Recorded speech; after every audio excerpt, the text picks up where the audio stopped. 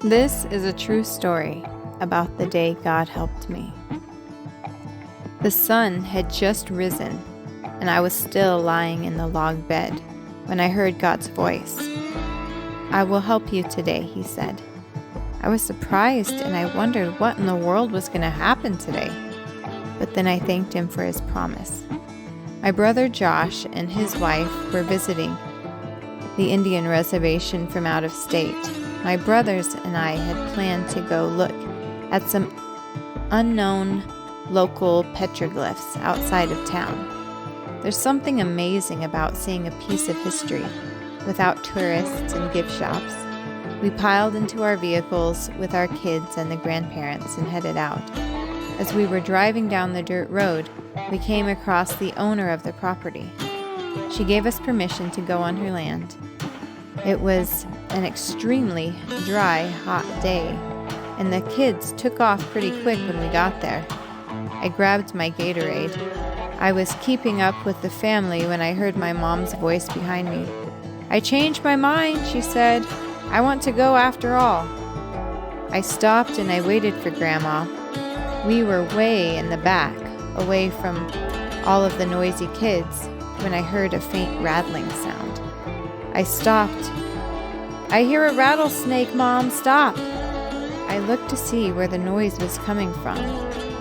Just then, I saw its head sticking out from underneath a rock where I was about to walk. The rattling sound was faint because it was mostly under the large rock.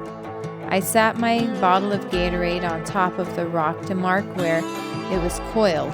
I didn't want anyone to get bit coming back that way.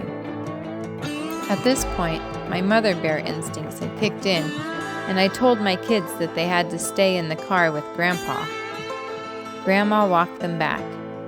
My brothers, of course, being dads, were going to let their kids risk the hike. Josh and a couple of the kids were wearing shorts and flip-flops.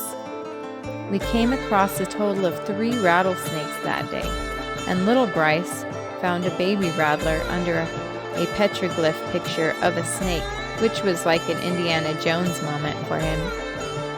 There were pictures of teepees, nature, hunters, elk, snakes, bows and arrows, pronged weapons, and way at the top of the rock face was the sun. It was a circle, but the circle was a coiled snake, just like the one that had almost bit me. This tribe prays to the sun, and the snake represents deception according to the Bible.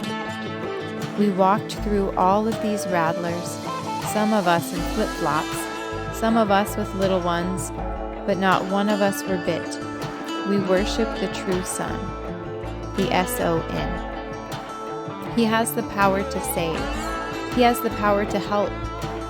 Jesus told my father years ago, if he would go and become a missionary, that God would take care of his family. And he has.